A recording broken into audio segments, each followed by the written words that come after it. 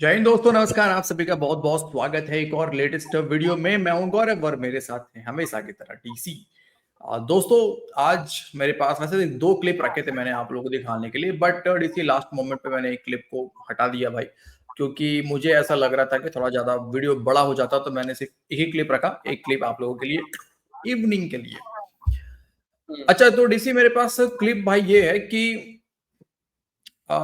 धमकी वमकी तो आ गया हमारी तरफ से। धमकी क्या आया मतलब बताया गया है, हमारी आदत है कि हम बता के ही मारते हैं पाकिस्तान को, तो हमने बता दिया है कि भाई हम तुम्हें ठोकेंगे, हम तुम्हें मारेंगे।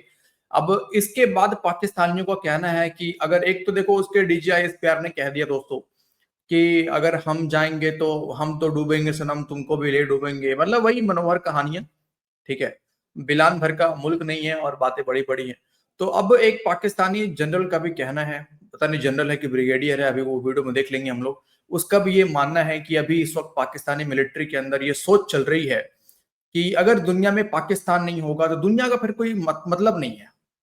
मतलब अगर दुनिया में पाकिस्तान नहीं होगा तो दुनिया का कोई मतलब ही नहीं है भाई। ठीक है, तो चलते हैं बिना देरी के वीडियो में, सुनाते हैं आपको, आप लोग भी सुनिए और षड्यंत्र कीजिए दोस्तों। हाँ, नहीं अभी देखो पीले वाले जो पीले टी शर्ट पहन के जो भाई बैठे हैं वो हमारे खिलाफ षड्यंत्र करने के बारे में सोच रहे थे। हमारे खिलाफ नहीं करना है भैया, आपको पाकिस्तान के खिलाफ करना है। बिना देरी के शुरू करते हैं वीडियो को डीसी। और चैनल पर नए चैनल को सब्सक्राइब कर लीजिए और बेल आइकॉन को प्रेस कर लीजिए। वहाँ के जो वज़ीर दिफा हैं वो बॉर्डर्स पर हमले करने की धमकियां दे रहे हैं, कराची पर अटैक करने की धमकियां दे रहे हैं। तो ये भारत की रविश कितनी तशवीशनाक है। ये जो नया मामला है कि Indian defence minister, Indian army chief और इंडियन एयरफोर्स चीफ, इन तीनों ने मिलके एक दिन में कहा है इन वर्ड्स, और पता नहीं शायद ये आर्मी चीफ ने कहा था कि हम पाकिस्तान को दुनिया के मैप से मिटा देंगे। जी। अब देखिए इस किस्म के जो स्टेटमेंट्स वो कर रहे हैं ये क्या है? ये तो एक वॉर हिस्टीरिया है। ये कार्रवाई अभी भी हो सकती है, बाद में भी हो सकती है। जो सऊदीया पाकिस्तान की दिफाई डील हुई है इसके तनाज़ुर में मेरे ख्याल में हिंदुस्तान को थोड़ा सा तामुल का सामना होगा, लेकिन मैं नहीं समझता कि वो अपनी किसी भी कार्रवाई से बाज आएगा, क्योंकि India under Modi is a very over confident arrogant country, और वो किसी तरह भी कोई चीज को स्टेज मैनेज करके अपना जो न्यू नॉर्मल उसने सेट करने की कोशिश की, उस न्यू नॉर्मल के मुताबिक पाकिस्तान प्रॉपर पर हमला करने की कार्रवाई करेगा। जो मई में कुछ चीजें नई हुई हैं वो ये है कि मई में पहली दफा जो है आर्म ड्रोन इस्तेमाल हुए हैं। मई में पहली मरतबा क्रूज और बैलिस्टिक मिसाइल इस्तेमाल हुए हैं और हिंदुस्तान की तरफ से मिसाइल के इस्तेमाल में पहल की गई है। ये एक इंतहाई खतरनाक डेवलपमेंट है जिसकी शुरुआत ये हिंदुस्तान ने की है, लेकिन और ये न्यू नॉर्मल जो है ये खित्ते के अमन के लिए बिल्कुल किसी तरह भी ये बेहतर नहीं है। जो हिंदुस्तान की तरफ से जो बयान आ रहे हैं, उनके आर्मी चीफ ने कहा है, उनके एयर चीफ ने कहा, उनके वज़ीर दिफा ने कहा है, तो ये बहुत इंसेंडरी बयान है और ये बहुत खतरनाक बयान है। हिंदुस्तान सबसे पहले एक जिंगस्टिक माहौल पैदा करता है जी, और उस जिंगस्टिक माहौल में वो एस्केलेशन को बहुत ज्यादा ऊपर ले जाती है, एस्केलेशन की लैडर को ऊपर जाके बैठ जाता है, और एस्केलेशन की लैडर से नीचे उतरने के लिए, अपनी हजीमत को मिटाने के लिए वो किसी न किसी फौजी कार्रवाई का इर्तिकाब करता है, और उस फौजी कार्रवाई के नतीजे में खित्ते में डिटरेंस जो है फेल हो जाता है, और डिटरेंस के फेल होने से दोनों ममालिक खतरनाक हद तक एस्केलेशन में चले जाते हैं। मैं अपनी राइटिंग्स में और अपनी अपीयरेंस में एक बात हमेशा कहता रहा हूँ कि हिंदुस्तान के अंदर एक मजबूत दिफाई उनका जो है कोहोर्ट है या ग्रुप है जो इस बात पे यकीन करता है, यकीन रखता है कि पाकिस्तान के खिलाफ न्यूक्लियर ओवरहैंग के बावजूद, यानी दोनों मुल्कों के न्यूक्लियर हथियारों की पोजीशन के बावजूद पाकिस्तान के खिलाफ एक इंतकामाना जो रिवायती जंग है उसकी गुंजाइश मौजूद है। Under the nuclear overhang they believe कि कन्वेंशनल वॉर का स्कोप या स्पेस मौजूद है। ये एक बहुत खतरनाक फैलेसी है और ये एक बहुत खतरनाक ट्रेंड है, क्योंकि दोनों ममालिक की कार्रवाई की सूरत में इनएविटेबली मैं समझता हूँ कि अगर जंगी कार्रवाई ज्यादा हो जाती है तो ये लामहला तौर से न्यूक्लियर वॉर की तरफ जाएगी, जो कि खित्ते के लिए, ममालिक, दोनों ममालिक के लिए और दोनों ममालिक के लोगों के लिए इंतहाई खतरनाक है। अच्छा सर, आपने अपनी गुफ्तगू में अभी जिक्र किया था कि पाकिस्तान। अच्छा, यहाँ पे थोड़ा सा रोक देते हैं, उसके बाद फिर आगे वाला क्लिप। देखो मतलब ओवरऑल मानना यही है तो पूरे वीडियो में खतरनाक है, बड़ा खतरनाक है, बड़ा खित्ते के लिए ठीक नहीं है, खित्ते के लिए ठीक नहीं है। कई बार शहबाज शरीफ कटरा शरीफ कह चुका है अपने वीडियोस में, डीसी अपने मतलब बयान में कह चुका है कि हमने जो है मतलब हमारे मुल्क के अंदर में इतने आतंकवादी हैं कि हम उनसे लड़ रहे हैं, अगर हम उनको छोड़ दें दुनिया भर में जाके वो हमले करेंगे। इस कटरा शरीफ ने ये बहुत बार कहा है।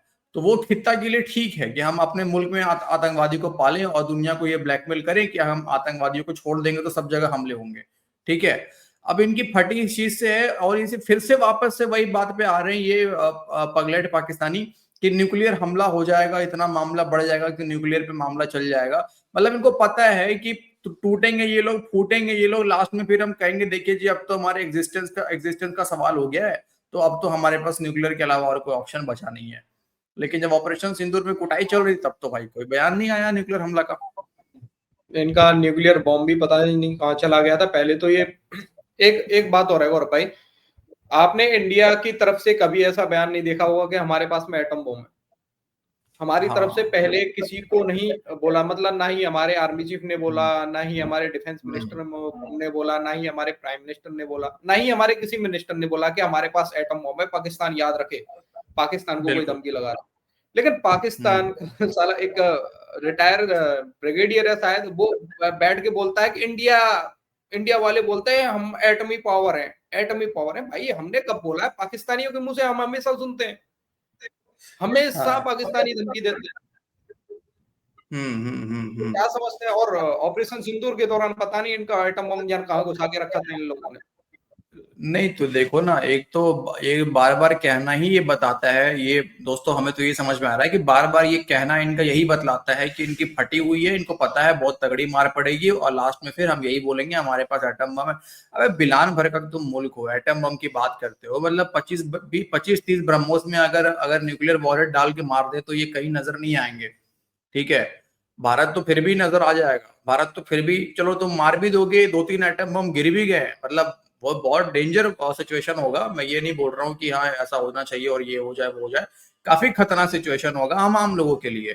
लेकिन अगर बात वहां तक पहुंच ही गया, इस पागल पाकिस्तान का तो कुछ पता है नहीं, तो भी उसके लिए भारत फिर भी सरवाइव कर लेगा, लेकिन पाकिस्तान नक्शे में फिर नजर नहीं आएगा। ये रियलिटी है। पाकिस्तान और सऊदीया के मुआहदे के बाद थोड़ा तामुल कर लेगा, लेकिन जंग करेगा ज़रूर। लेकिन आप ये फरमाइएगा कि क्या अगर पाकिस्तान और सऊदी अरब के इस मुआहदे के बाद के एक पे हमला दूसरे मुल्क पे हमला तस्वर किया जाएगा, और इंडिया में एक ह्यूज इन्वेस्टमेंट है, 40 अरब से ज़्यादा की इन्वेस्टमेंट है वहाँ पे सऊदी अरब की, तो क्या इंडिया ये अफोर्ड कर सकता है कि सऊदीया की इतनी इन्वेस्टमेंट है उसके बावजूद वो उस पर हमला कर दे? इस वक्त थिंकिंग ये है, जो आपकी फौज है या जो आपके डिफेंस एस्टेब्लिशमेंट है, उसमें थिंकिंग ये है कि वो दुनिया जिसमें पाकिस्तान नहीं है, उस दुनिया का कोई वजूद नहीं है। तो मैं ये समझता हूँ कि अगर हिंदुस्तान किसी तरह से एस्केलेट करेगा तो ये एस्केलेशन रुकेगी नहीं, और मेरे ख्याल में हमें उसके लिए ज़हनी तौर से तैयार रहना चाहिए, क्योंकि इज्जत की जिंदगी जो है वो मौत की बहुत लंबी जिंदगी से बहुत अच्छा सर, इज्जत की जिंदगी बहुत बेहतर होती है। ये आर स्टार्टिंग अब से शुरू हो गया है वॉर हिस्टीरिया, और आपने बिल्कुल सही कहा था भाई, इज्जत की जिंदगी। और पाकिस्तान अगर दुनिया के नक्शे में नहीं है, दुनिया का कोई वजूद नहीं है, मतलब क्या दुनिया को खाना जो है वो पाकिस्तान देता है क्या? है नहीं यार देखो, दुनिया को मौजूद इस बात से तो मैं भी सहमत करता हूँ यार, पाकिस्तान हमारे लिए बहुत जरूरी है गौरव भाई, कॉमेडी के लिए। अब पाकिस्तान खत्म हो जाएगा तो हमारा एंटरटेनमेंट कौन करेगा फिर यार? इमेजिन करो डीसी, हमारा तो यार पूरा धंधा ही बंद हो जाएगा यार। पूरा धंधा बंद हो जाएगा भाई। हमारे इंडियन तो भाई लोग ही बोलेंगे हाँ भाई हो गया धंधा बंद, अब बताओ। यार देखो, हम तो खुल के बात करते हैं यार। हाँ यार, हम तो डीसी 2 रोटी कमाते हैं पाकिस्तान के मजे लेके भाई, और एंटरटेनमेंट देख के पाकिस्तानियों का। और सिर्फ हम ही नहीं कमाते यार, कई बड़े बड़े यूट्यूबर कमाते हैं, हम तो बहुत छोटे मोटे हैं। और हम तो ये भी चाहते हैं कि एक दिन इसी धंधे को आगे चला के हम मर्सिडीज भी खरीद ले।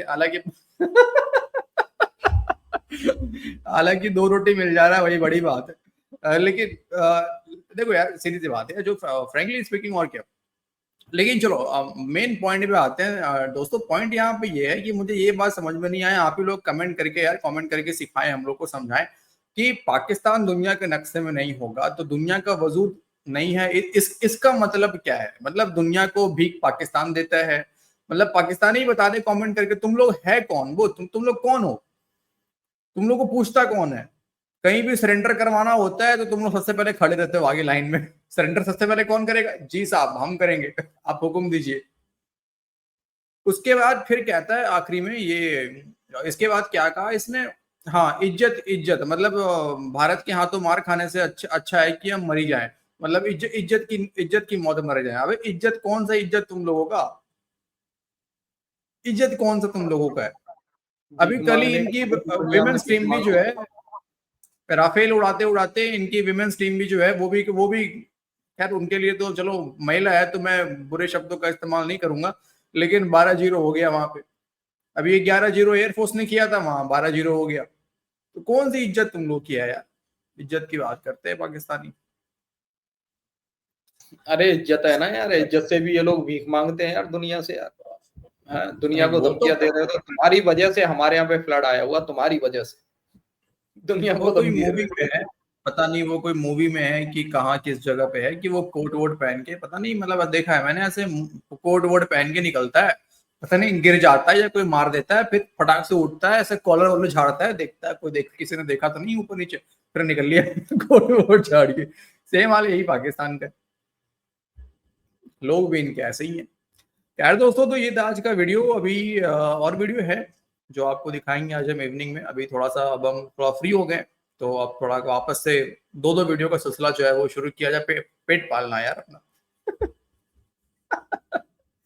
यार ज्यादा सीरियस मत लेना इस बात को, ठीक है? षड्यंत्र हमारे खिलाफ मत करना कमेंट बॉक्स में आप लोग, ठीक है? पाकिस्तान के खिलाफ ही करना है। चलो गाइज, जय हिंद। थैंक यू वीडियो देखने के लिए, अंत तक देखने के लिए आप सभी का बहुत बहुत धन्यवाद। जय हिंद भाई।